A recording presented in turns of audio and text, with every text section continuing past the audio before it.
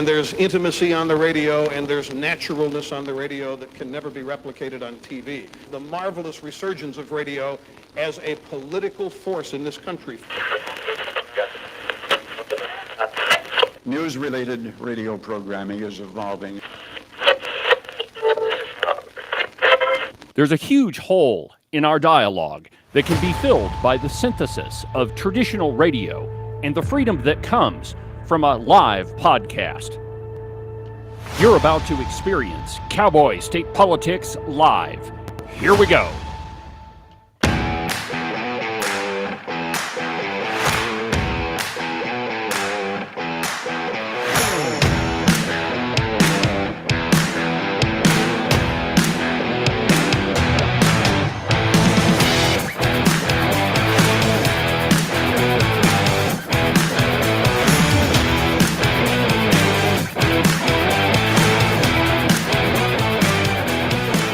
Good morning, my friends, and welcome to another fantastic installment from very high above all the puerile and pedantic forms of Wyoming mainstream media. This is Cowboy State Politics. I, of course, am your illustrious host, David Iverson, firmly ensconced behind the silver Cowboy State Politics microphone and broadcasting to you from the base of the Bighorns at the Cowboy State Politics Studio in Sheridan, Wyoming. Good morning, my friends, and welcome to the program. Happy Friday. And I don't know about you, but it felt like Friday would never get here. The week just drug on. And, perhaps that happens when you've got a really busy week. I definitely had lots of stuff to look into, several different projects I'm working on. And so I think that the week just kind of drags on. And when you finally get to Friday, it's really hard to understand that it actually is Friday. At least that's the case for me. But it is. And, of course, it's Open Line Friday.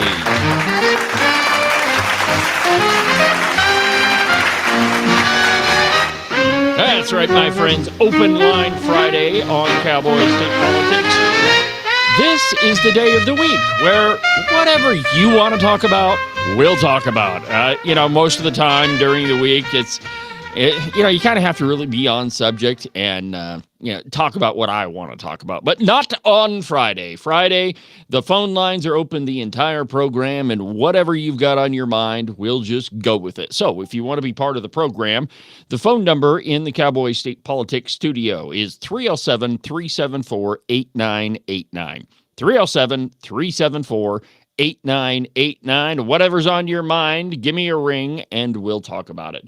We begin this morning with the JFK files, and I have, ever since they were publicly released, or, we thought almost all of them were going to be, I don't even really know what they released because I don't have the time to read 80,000 pages, but I really thought there might be some bombshells. Since Kennedy's assassination, we've been theorizing exactly what happened in Dallas. And it's, as a historian, this is one of these things that just fascinates me.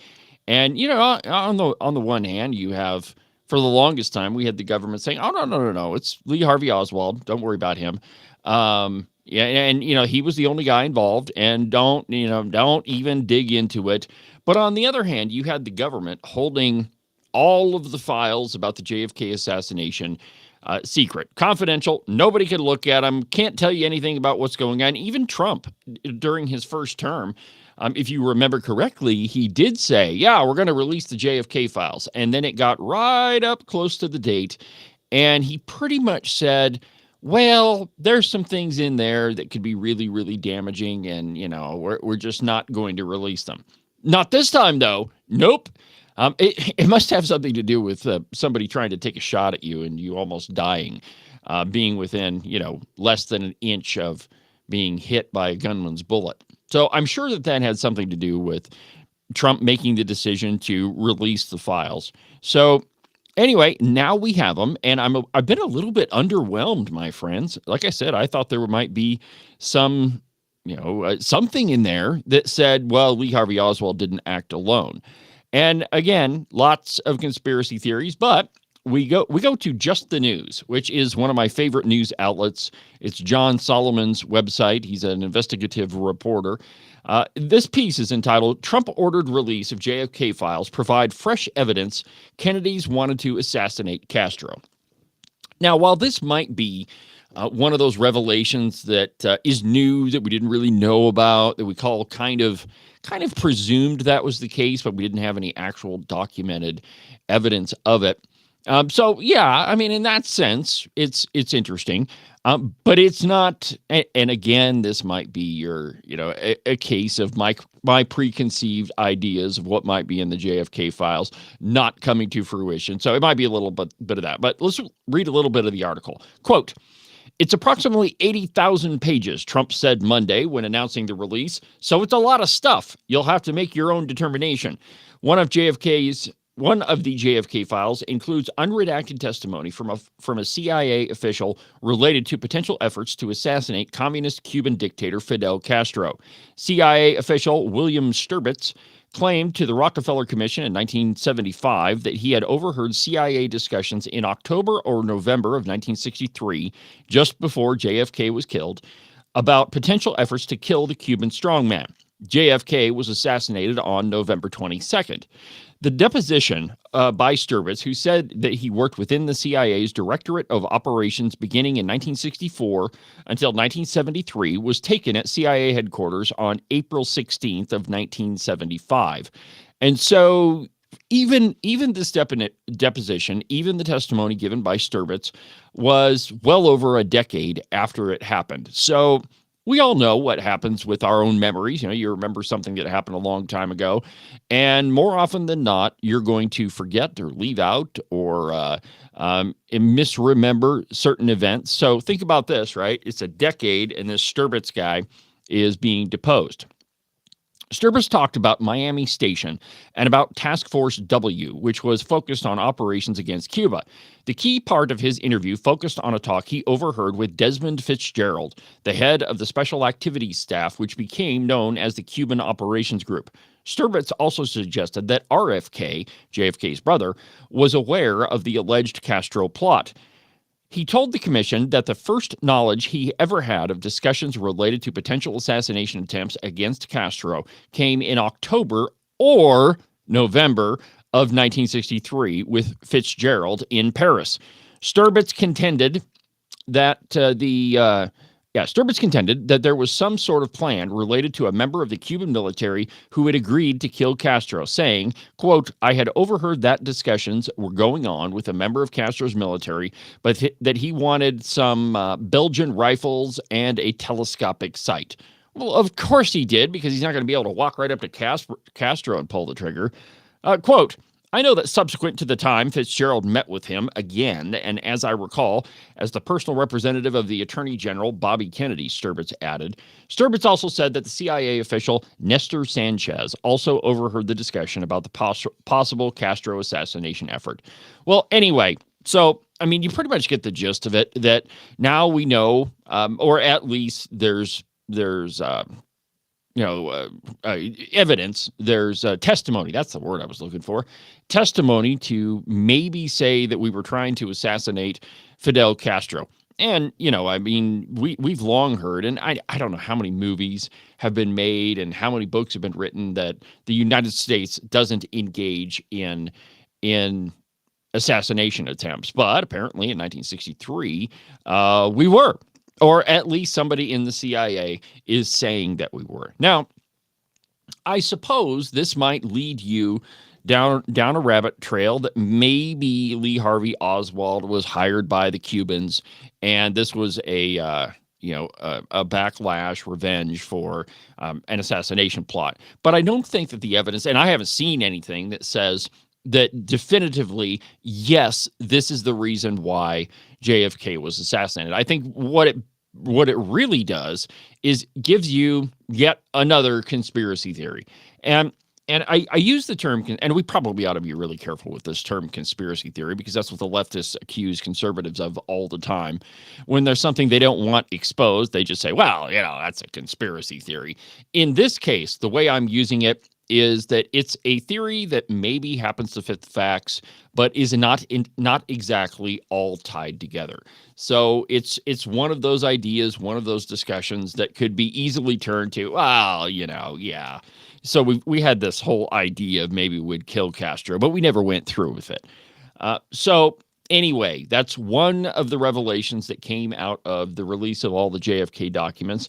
And I suppose, if you were someone who was really steeped in this whole the whole event, that maybe this would be earth-shattering. But for me, again, it may have been my own personal thoughts of what I wanted to see, and maybe there's nothing in there, or at least I haven't seen it yet. After all, there's 80,000 documents to go through, so no doubt we'll find more stuff as things continue.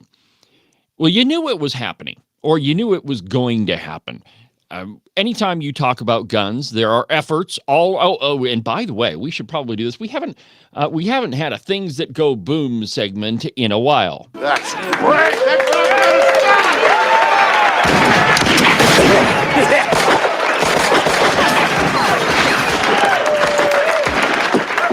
All right, in a long overdue things that go boom segment, we knew that there were going to be attempts to push gun control after the legislature passed the ban on gun-free zones, and after the governor allowed it to become law. You knew that somewhere, somehow, somebody was going to figure out a way to create gun control out of what is absolutely a Second Amendment bill. That's what they always do. Leftists always try to pass regulations, because regulations don't have to go through Congress typically, though there's a lot going on with the Trump administration to do away with that. But normally you don't have to pass regulations. And if you're the governing body of whatever entity is being forced to allow firearms on the premises, well, then you're going to figure out lots of ways to put some gun control in there. And that is exactly what is happening at the Laramie County School District. And it is coming from one of the most, in my opinion, one of the most unlikely of sources. From the Wyoming Turkey Vulture, parents preemptively provide Laramie County School District number 1 with an alternative gun policy. Yeah. Wait until you hear who the sponsor of this idea is associated with. And I don't think, I don't want to cast any aspersions on that particular group, because I know a lot of them. And, actually, I think they've done some really good work. So I'm a little bit surprised that the person that is attempting to inject gun control into the whole discussion comes from that group. But I'll tell you about it in just a second.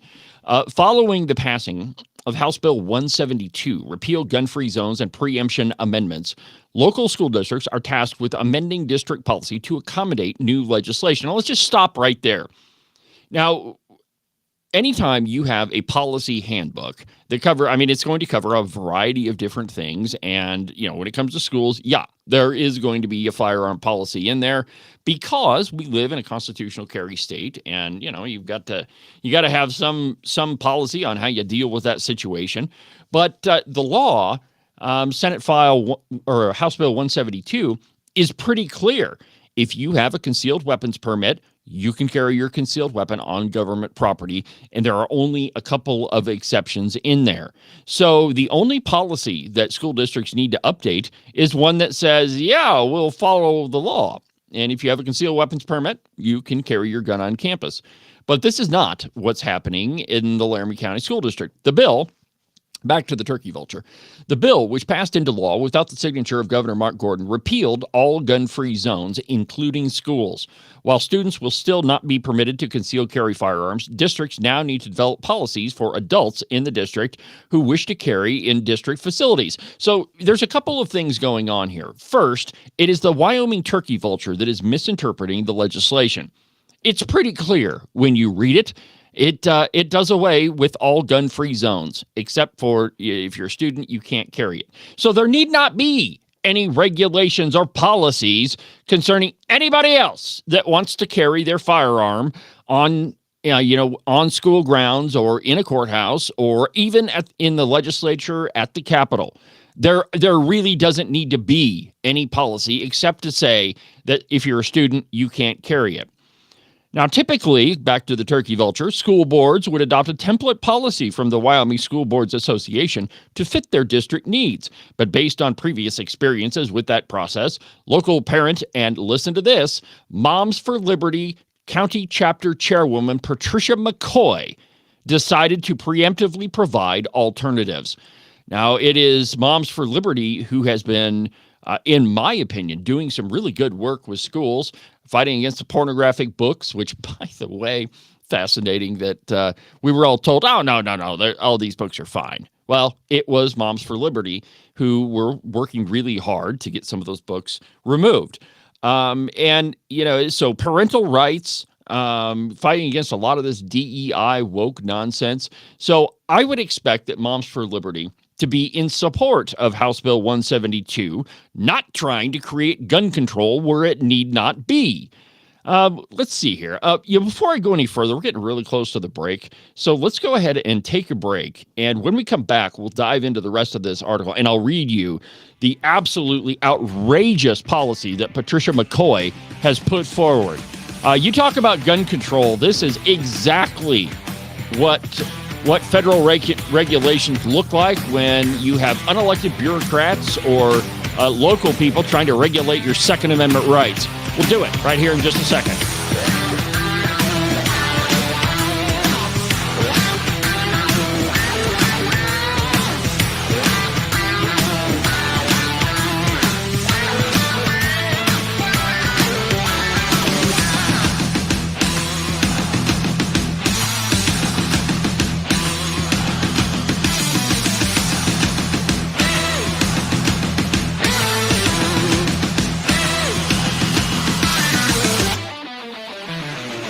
You are listening to Cowboy State Politics Live.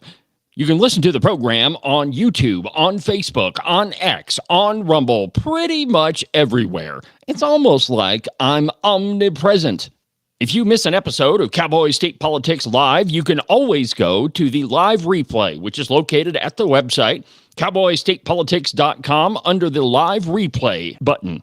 You can listen to Cowboy State Politics Live every Tuesday through Friday at 8 a.m. You can listen to the Cowboy State Politics podcast anywhere that you get your podcasts. iHeartRadio, iTunes, TuneIn, really any of them will work. But the easiest place is just to go to the website, cowboystatepolitics.com. There you can find all of the shows, as well as any of the articles that I might bring up during the course of a program. That way, if your name is Joe Biden and you can't remember if you had your pudding today, well, I probably can't help you with that, but I can definitely tell you why you should have never ran for president. And now, back to our program.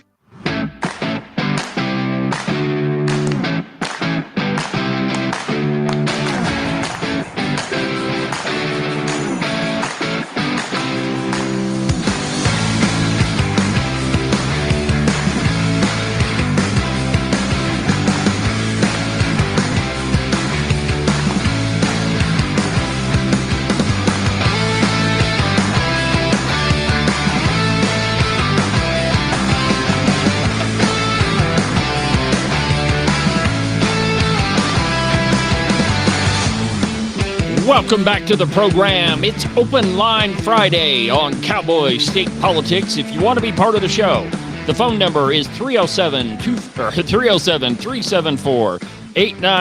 307-374-8989. Whatever's on your mind, go ahead and give me a call, whether I'm talking about it or not. If there's something that's been stuck in your craw and you just got to let it out, well, give me a call. One more time, that phone number is 307-374-8989. 8989. Now, before the break, we were talking about how one of the chairwomen of Moms for Liberty has decided that we need a gun control policy in schools. And wait until you hear this one. Now, first, let's just think about the name of the group she's associated with. Now, in all fairness, the piece in the Turkey Vulture clearly says that the gun control policy that this lady's pushing in no way was pushed by Moms for Liberty, that it wasn't a Moms for Liberty policy, that they didn't vote on it, that they're not pushing it. This Patricia McCoy, she did it all on her own. All I'm pointing out with bringing up that group is to say that the whole point of Moms for Liberty, I mean, look, it's in the name. It's like Ben Shapiro says, how do we know that? It's in the name, Moms for Liberty. Anyway, back to the turkey vulture. Now, McCoy, quoting now, was heavily involved in the district's adoption of its current parental rights policy, which was adopted over the past summer at the direction of the legislature. Based on her frustrations with that process, this time around, she formed an alternative policy. That's what the kids are calling it these days, and rallied a small group of 10 parents and teachers to sign the petition directing the Laramie County School Board to consider the petition, which was presented to them during Monday's meeting. The petition directs, and the top of my head about came off. The petition directs the board to review the model policy, place this matter on the agenda for the next regularly scheduled school board meeting on April 7th, allow public comment on all public policy versions, and consider adopting McCoy's model policy, quote, in lieu of a blanket policy provided by the Wyoming School Boards Association. Petitioners believe the policy better reflects the intent of, this is great too. The petitioners believe the policy better reflects the intent of the Wyoming legislature, provides clear guidance for all district stakeholders, and balances safety concerns with respect for lawful concealed carry rights, and establishes appropriate protocols that can be consistently enforced, according to the petition. I did this on my own, McCoy said. This was not presented to the board of Moms for Liberty. Thank God, because that was going to be my next call. I think I'll probably call them anyway and say, hey, what do you think about gun control? Seems like a fair question to me. Let's see here. While petitioners intend to get ahead of WSBA policies, the executive director, Brian Farmer, noted that he would encourage districts to be wary of any policies that haven't been vetted by legal counsel. Now, here is what McCoy's policy is. Or so says the Wyoming turkey vulture. We should never really take anything at face value that comes out of the Wyoming media. But here you go. The policy clarifies that students are expressly prohibited from possessing, carrying, or using or threatening to use a weapon on school property. Yeah, we know that. That's what the law says. No students. Employees and volunteers who hold a valid concealed carry permit may carry a concealed firearm on school property per the policy, as long as they adhere to specific requirements. That's not what the law says. The policy requires them to provide a written notification to the superintendent if they intend to carry a concealed firearm prior to carrying it on school property. Any negligent discharge, loss of a firearm, or violation of this policy will be immediately reported to the superintendent for enforcement. The employee must volunteer must present their valid Wyoming concealed carry permit for verification and recording by authorized district personnel. McCoy's policy would also require the employees or volunteers looking to conceal carry on school property to undergo specific training per statute. Now, I'm going to have to look into it, but I didn't have time this morning. But I bet what this training is referring to is the previous statute that allows school boards to allow teachers to carry firearms. That's been legal for quite some time. What has not been legal up until this most recent legislative session was for the public at large to carry firearms on a school campus. But listen to the training requirements that McCoy wants, apparently, volunteers and employees to go through, even though gun-free zones are banned in the state of Wyoming. Listen to this. Quote, this includes an initial training course of not less than 16 hours of live fire handgun training. Do you have any idea how long an hour at the range is? I mean, it's I can burn through quite a bit of ammunition in an hour, much less 6 hours, or a full day, 8 hours, or 16 hours. That is a tremendous amount of time. And secondly, it's not one that's mandated by House Bill 172. 8 hours of scenario-based training, including non-lethal training, firearms, and ammunition, and no less than 12 hours annual firearm qualification and documented reoccurring training. So you have to have every year 12 hours of training, and you have to have your annual firearm qualification. None of that is listed in House Bill 172. The employee or volunteer must maintain the firearm on their person, which this is absolutely correct, but they should maintain the firearm on their person at all times and secure it in a concealed carry biometric container or lockbox within their direct control. Everything, quote, everything that's written in that policy comes from Wyoming state statutes that are already law or from the new law that just passed itself, McCoy said. So she's not just looking at House Bill 172 and reading the plain text of what it says, which is there are no more gun-free zones in Wyoming. She has to inject a previous law, which admittedly is still on the books. But the new one, it doesn't say that you have to have all this training. It doesn't say that the school board can force you to have all this training. It doesn't say that you have to ask permission. It doesn't say that you have to follow any of these policies. This is an attempt at gun control. It is an attempt to subvert the law that was just passed in the Wyoming legislature. It is an attempt to subvert the will of Wyoming citizens. Wyoming citizens overwhelmingly voted for people who would support getting rid of gun-free zones. I mean, that Patricia McCoy is, and I will call her and ask her for a comment on this. But for her to just say, well, the district, we need to establish a policy. We've got to figure out how we're going to do this. It's just, this is what people always do when there's a new gun law that's passed. We attempt to create regulations and force you to jump through more hoops that are costing you more money. When the Wyoming statute that was just passed clearly says that you don't have to do it. As long as you have a concealed carry permit, you're good to go. And to get a Wyoming concealed carry permit, you just have to show some sort of firearms education. In Wyoming, your hunter safety card will do it. Or if you want to go take a personal protection class, which I highly recommend, by the way, or a concealed carry class. I mean, there's several different organizations that offer them, but they're not necessary in Wyoming. You just have to have some class. So whether it's a hunter safety card, or if you've taken a class through either the NRA or the WCCA, or, I mean, there's lots of organizations that offer personal protection classes. So anyway, in Wyoming, there's no reason why we need to go any further. And secondarily, there's no reason why Patricia McCoy or the Laramie County School District needs to try to regulate firearms, which, by the way, the Second Amendment does not have an exception clause. It says, shall not be infringed. There's nothing in there that says, except if Patricia McCoy is in the room, or except if you're on the Laramie County School District campus. It doesn't say any of that, and neither does House Bill 172. Like I said, I'm going to reach out to Patricia McCoy and Moms for Liberty and get their take on it, because quite frankly, I'm a little irritated. You know what? I'm so irritated with it that I think we need a moment of baseball zen. That's right, my friends.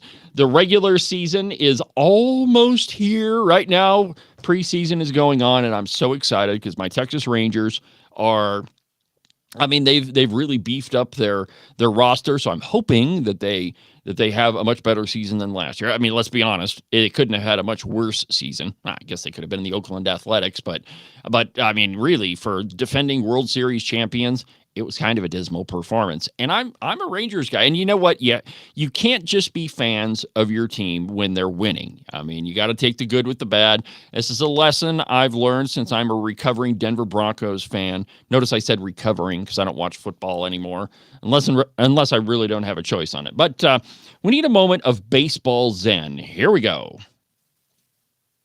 Jock Peterson now, if the Rangers are going to score in this first inning. Jock had a tremendous year last year with the Diamondbacks, 23 home runs. And he's shown a lot of power this spring for the Rangers. And he lifts that one deep out to left field. It chases back all the way back to the wall, and it's gone. Another Jock Peterson home run, his fourth of the spring. And the Rangers get the first 2 runs tonight. My friends.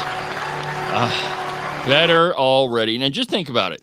We have an entire summer and into the fall of available moments of baseball zen. Of course, Jock Peterson, he was one of the one of the guys that the Rangers signed in the offseason. Pretty good power hitter. He hit 23 home runs with the Diamondbacks last year. Pretty good showing. So anyway, I'm super excited about my Texas Rangers this year, and I mean, really, who wouldn't be? They're the Rangers after all. Well, let's see here. We're at the bottom of the hour, so let's go ahead and take another break. And when we come back, we're going to talk about all the burning of Teslas and the violence from the left. Yeah, who would have thought? The left isn't saying anything about it. Yeah, weird. When it's them, yeah, everything is okay. But when it's conservatives, we'd be running up a flagpole. We'll do that in just a second.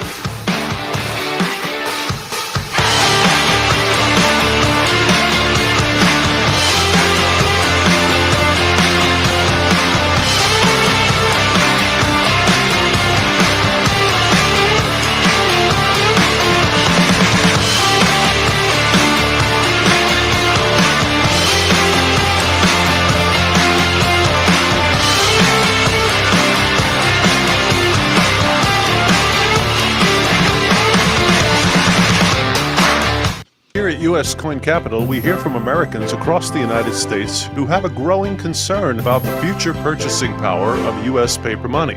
Many Americans are looking for an alternative for long-term capital. For more than 35 years, the people at U.S. Coin Capital have educated American investors on how to properly accumulate United States gold and silver coins. Call us at 1-800-878-2646 or visit us on the web, uscoincapital.com. Make sure that you subscribe and follow the Cowboy State Politics podcast. You can do that from the website, cowboystatepolitics.com, or anywhere that you get your podcasts. That way, you'll make sure that you won't miss a single episode of Cowboy State Politics. Some say standing up for what you believe in is being extreme. Ask any woman in Wyoming. They'll tell you this is called courage. The mainstream media claims that holding the line on important issues is being unreasonable. My mom taught me this is called staying true to our principles. In other places, people argue you always have to compromise to get something done. Here in Wyoming, we know that some things are worth protecting at all costs. Some say it's time we give up on the values that made our state great to accommodate toxic culture. I say it's time to stand tall and protect the values that have served Wyoming well for over 134 years. Join Honor Wyoming as we defend and preserve the Wyoming way of life. Find out how you can make a difference today. Visit honorwyoming.org.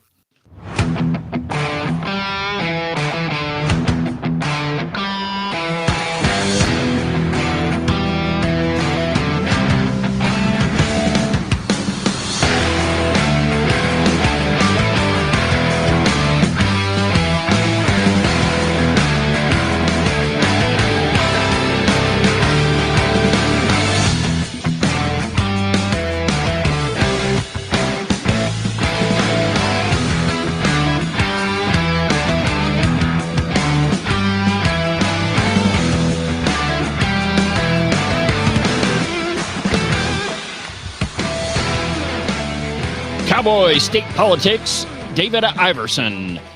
You can listen to the program on YouTube, on Facebook, X, and on Rumble. It's almost like I'm omnipresent. Almost. Not exactly. But you can listen to the Cowboy State Politics program every Monday through Friday at 8 a.m. Also, make sure that you don't miss the podcast, which is published every Monday, Wednesday, and Saturday. You can get the Cowboy State Politics program anywhere that you get your podcasts, or you can just go to the website, cowboystatepolitics.com, and you can listen to it right there. Welcome back to the program, my friends. Thank you for joining me on Open Line Friday. If you want to be part of the show, the phone number here in the studio is 307-374-8989. 307-374-8989. Go ahead and give me a call. Whatever's on your mind that you want to talk about, let me know. You know, I just love that ad from Honor Wyoming. And by the way, I'm very proud to be partnered with such a great group. I think they've done some excellent work, in the past few years that they've been in existence. But every time I listen to the ad, the whole thing is about principles and staying true to them. And, that's one of my big things, man. If you have principles, you stick to them. You don't compromise just because it's politically expedient. If they're your principles, by definition, it means that you don't compromise them, that you stick to it. One of those is I believe in the Second Amendment. I believe in the Constitution, and we shouldn't do anything that compromises our founding documents. We shouldn't do that. I believe that abortion is wrong. I'm not going to support any policy that supports abortion. I believe in free speech, and being a journalist, yeah, you have to, unless I'm a big hypocrite. That's why I've a couple of times, if you're a regular listener of the program, you've heard me go after a couple of things that President Trump has said.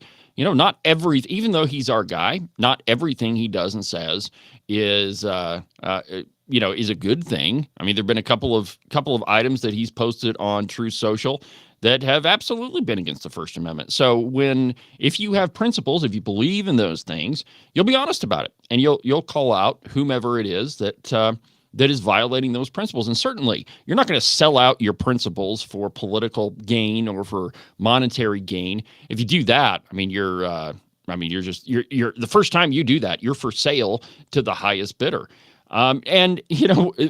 What got me going on this morning, aside from the ad, is there's a piece in, let's see here. I don't remember where I saw, but anyway, it's entitled, The Lincoln Project's Rick Wilson Suspended from Twitter Over the Kill Tesla Post. Now, Rick Wilson, if you don't remember who he is, he was a Republican strategist at one time, self-proclaimed Republican strategist. There's a lot of these, by the way, people who claimed to be Republican and then ended up firmly on the left. Michael Steele is another good one. Michael Steele used to be the chairman of the RNC. Now he was employed by PMS NBC and is a left-wing wacko. Now, Rick Wilson, he's one of the founders of the Lincoln Project. And if you remember them, they started during the first Trump administration, and it's all the never Trumpers. What is that her name? Conway. I always forget her first name. Anyway, the senior advisor to Trump, she was married to George Conway, who was one of the founding guys of the Lincoln Project. So it's a whole bunch of Republicans that turned their back on their principles just because they hated Donald Trump for one reason or another. Now, it was Rick Wilson that said, let's see here. I've got it right here. Yeah. So you may have heard this soundbite. I've played it a couple times on the program, but check this out. And obviously it's false. And look, he also knows deep in his heart that Donald Trump couldn't find Ukraine on a map if you had the letter U and a picture of an actual physical crane next to it. He knows that this is, an administration defined by ignorance of the world. And so that's partly him playing to their base and playing to their audience, the credulous boomer Rube demo that backs Donald Trump, that wants to think that Donald Trump's the smart one, and y'all elitists are dumb. You elitists with your geography and your maps, all right, and your spelling. So, stop. That's enough of that. So that's Rick Wilson, the former Republican strategist. He's also the guy, let's see if I've got it here. Yeah, he's also the guy that said this. This ended up being a pretty big controversy, but now it's even bigger. But anyway, here you go. Check this out.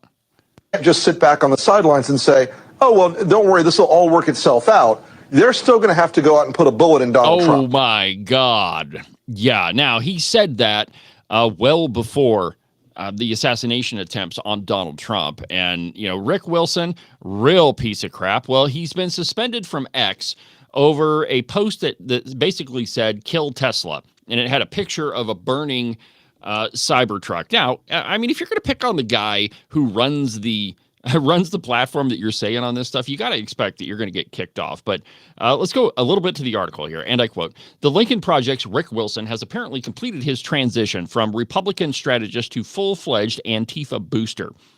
In an unhinged rant Wednesday, Wilson appeared to egg on left-wing violence against Tesla to punish the company's co-founder, Elon Musk.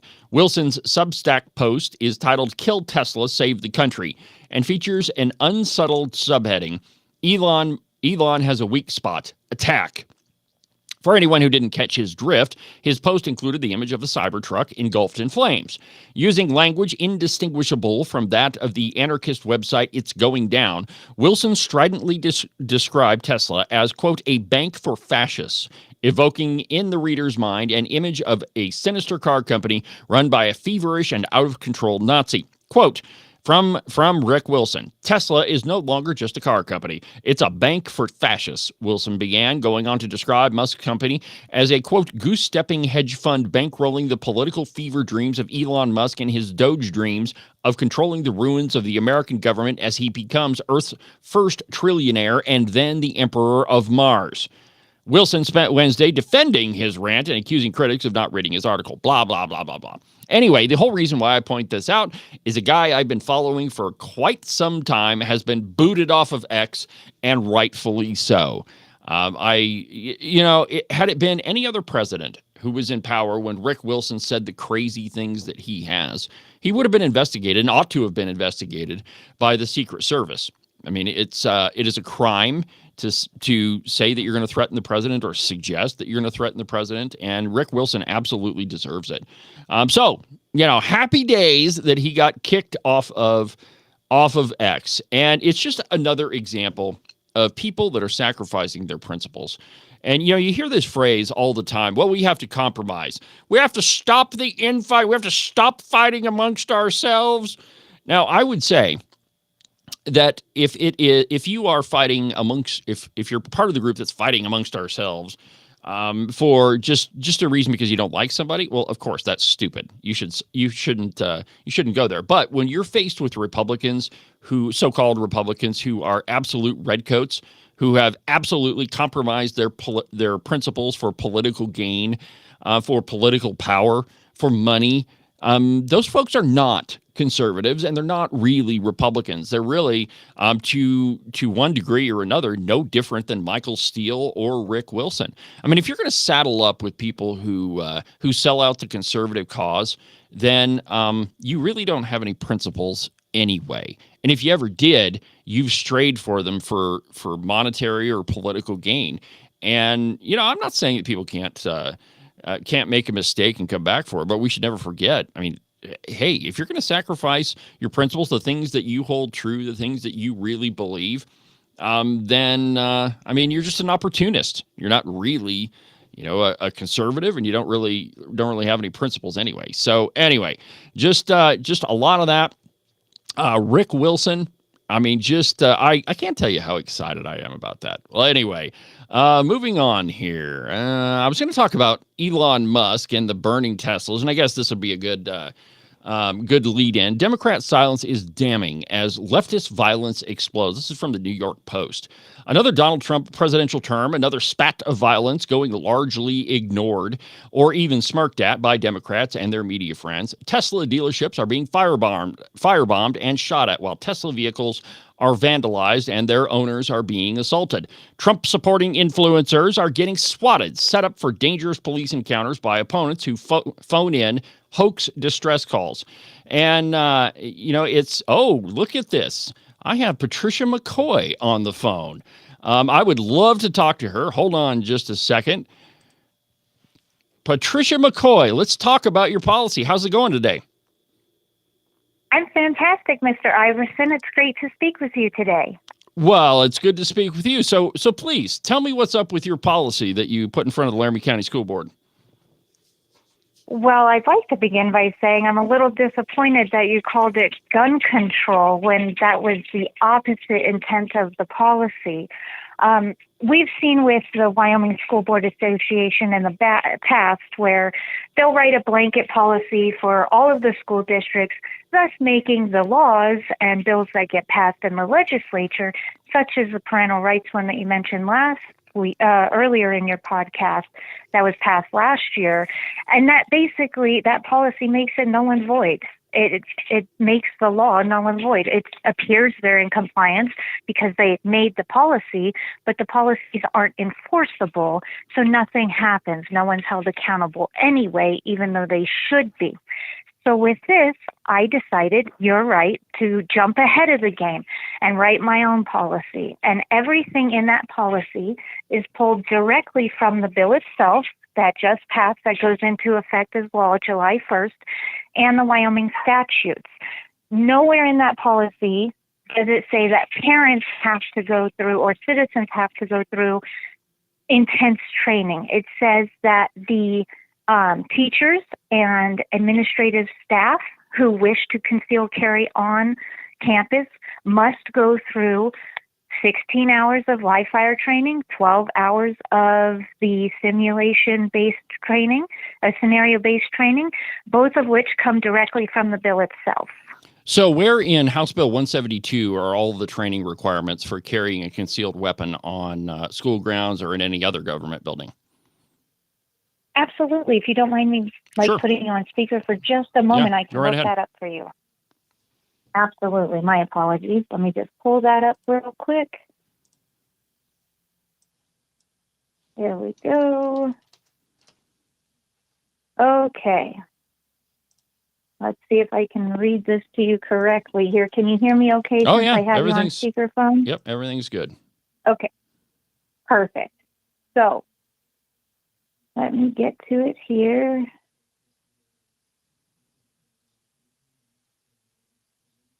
Sorry, it's just taking me a minute to get through all of this. Oh, there it is right there. I just found it. So I'll have to correct that. Let's see, your annual firearm qualification, 12 hours. So here's my question, though. And maybe it came out a little bit clunky when I said it, but isn't the way your policy is written that you have it for school employees and volunteers that they have to go through all of this training? And whereas if they were just a private citizen who, I don't know, came to pick up their kid for school or something, I mean, isn't that crafting a policy that really is going to lead to gun control?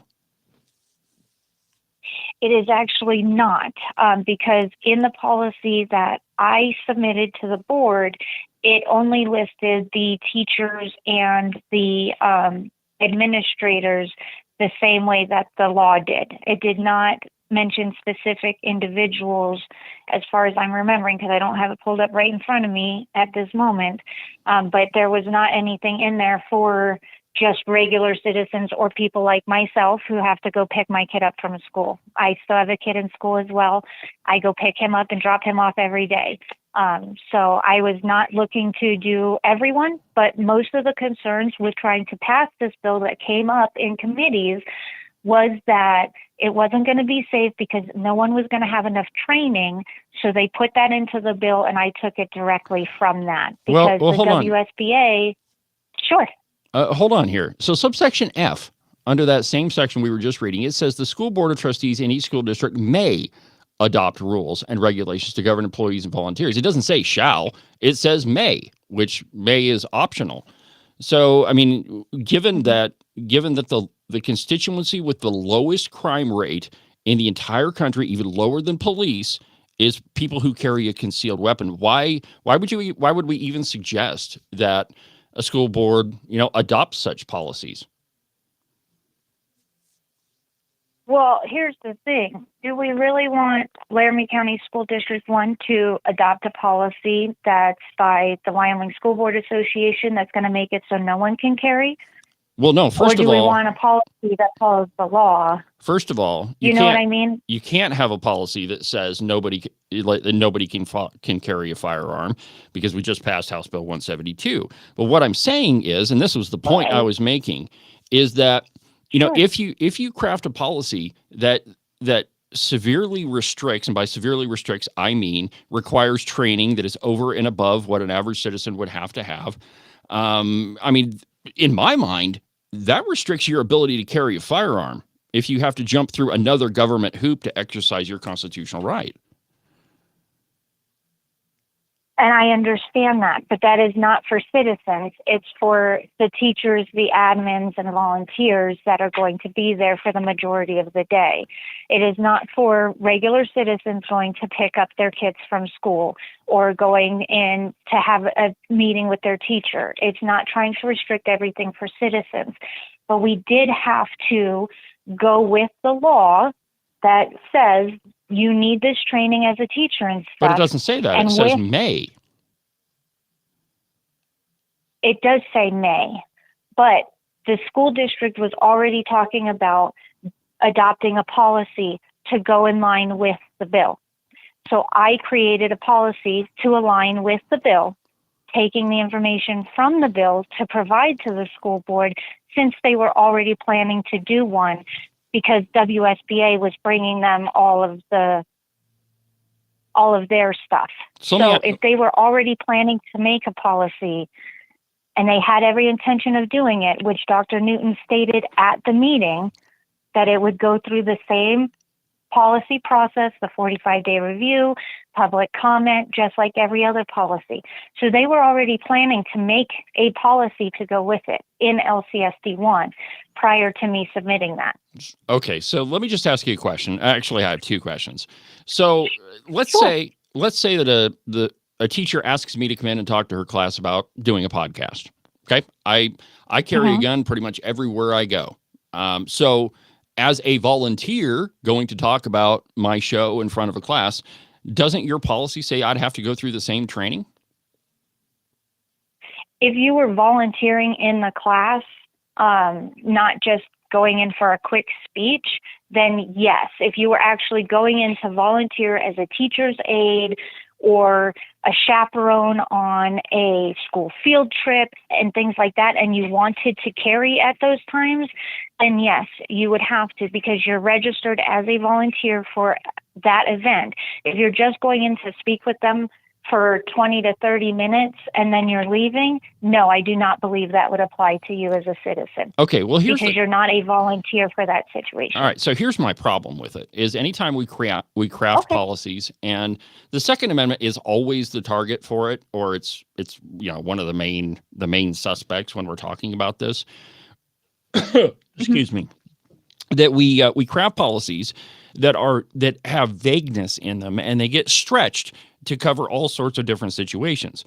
So, in the case of me visiting a classroom, whether I'm a full-time volunteer or part-time volunteer, the question is, all right, so how does one determine what the definition of the word volunteer is? And my secondary question, or the second one I was going to ask you, because we're getting kind of short on time, but the second question I have for you is, why? No, it's fine. Why doesn't your policy just say, we're not going to restrict concealed carry for Wyoming citizens? The answer to your first question, if I'm remembering correctly, and I apologize. To me, taking it directly from the statutes in the bill helped cut down on the vagueness from what it would have been. But I did leave that little bit of vagueness in there because to describe or define what a volunteer would be left up to the district and their personnel. So it's not up to me to decide who would be a volunteer and who wouldn't. The district should have that right to do that and have the autonomy to do that. That is their job, is to determine who is a volunteer in their schools and what that means. For the second question, and I do apologize if you could just repeat that to me one more time. I want to make sure I answer correctly for you. Yeah, my second question is, why didn't your policy just say, we're not going to restrict the carry of firearms? Yes. Okay. The reason it did not say that is because of all of the pushback that we got in trying to fight to pass this bill in the first place, is because a lot of people were saying, well, if you just let everyone carry a gun, then you're just going to have a bunch of guns and it's going to be the Wild West. It's going to be unsafe and all of that. So I did leave that little bit of vagueness and availability in there for the district to make that decision at local control, because I don't think that it should restrict the citizens and like parents just picking up their kids. But again, that's something that needs to be decided by the district. Well, and here's the problem too, Patricia, is we're talking about a school district that, these are the folks that said, oh no, there's no porn in schools, even though, parents showed up at school board meetings and read right directly from the book, and it's very clearly pornography. So, you're not dealing with... I was one of them. Yeah. you're not dealing with honest brokers here.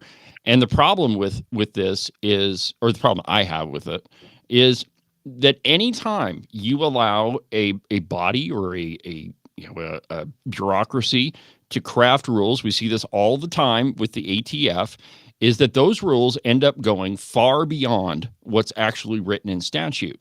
And to me, anytime you're going to write, any sort of policy like this, you got to be really careful with definitions. And I guess that's that, and that the statute says may, are my main concerns on it. Mm-hmm. Okay. Well, and I appreciate your concerns. I thank you for that because, like I said, I did not include that. I probably should have. But I think that everything the way that I wrote it was, and this is my first time writing a policy, Sure. Was to follow the law and the statutes as they're written, right? So, I figured if I got as close to that as possible, then we would be safer than taking a blanket WSBA policy and having nothing else to compare it to. Yeah, I think you just throw that thing in the trash. So let me ask you this. Right, exactly. Do you have the ability to make any amendments to this? Can you go back and revise any of the definitions on it as to what exactly a volunteer means? Or is this kind of set in stone? This is going before the board? Well, I've already given it to the board, so I don't think I can amend it yet. However, whether they accept mine or accept theirs or some combination thereof, right? Because they could take bits from both and decide to make their own out of it, right? So no matter what they decide to go with, it will go out to a 45-day comment period, at which time I can make sure that my voice is heard on that change for the civilians. And Patricia, I appreciate you calling in. A lot of people wouldn't do that. And even though we disagree on this, I do appreciate your attempt at trying to solidify what the statute says, even though I happen to think that it's pretty clear. But I do appreciate your willingness to put yourself forward and say, hey, let's have this conversation. So, I mean, it's like I say, I think that a lot of people wouldn't do that. So I do appreciate that. Well, I appreciate you letting me on today because, like you said, how do we learn and how do we grow if we don't have these type of conversations, right? So Exactly. I'm happy to call in, have this conversation, clear up some things, from my point of view on the why and what I did and things like that. And then we can both discuss those things. Now I know your viewpoint on the volunteer definition and the citizens and how that should be clarified. So those are things that I can learn from as well. So I appreciate you letting me speak to you today. And honestly, I hope you just have a blessed rest of your day. Yeah, thank you for calling in, Patricia. And you have yourself a good weekend. Maybe what we ought to do is schedule a time where we can talk about this more in depth and we can go through it if you're amenable to that. Absolutely. I would look forward to that, David. Thank you so much. All right. I'll shoot you a message when I'm done today. We can set something up. Sounds good, sir. Bye now. Thanks, Patricia. All right. Bye-bye. You're welcome. Bye. All right. Thank you to Patricia for calling in and joining the program.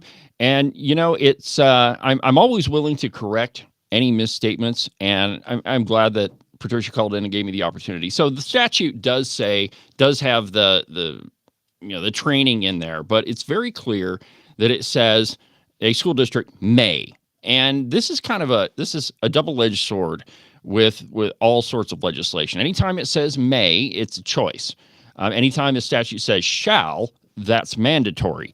And in this particular statute, it says the school district may adopt policies. Now, we all know that school districts are populated by mainly pretty liberal people.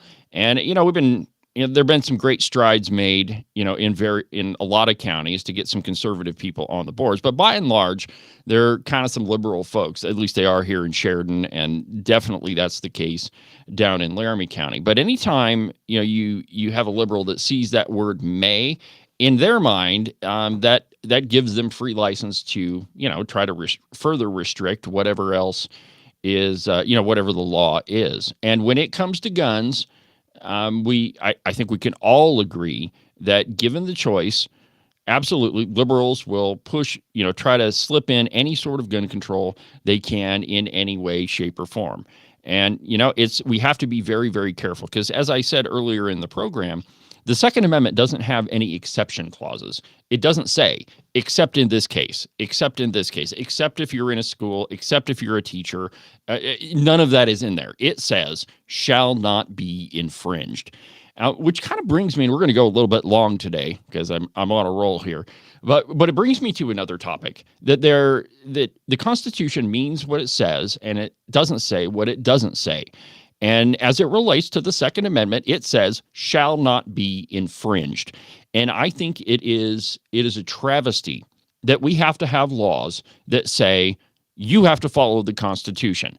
While I think that our Second Amendment Protection Act is a great bill, I really like it. I worked really hard to get it passed.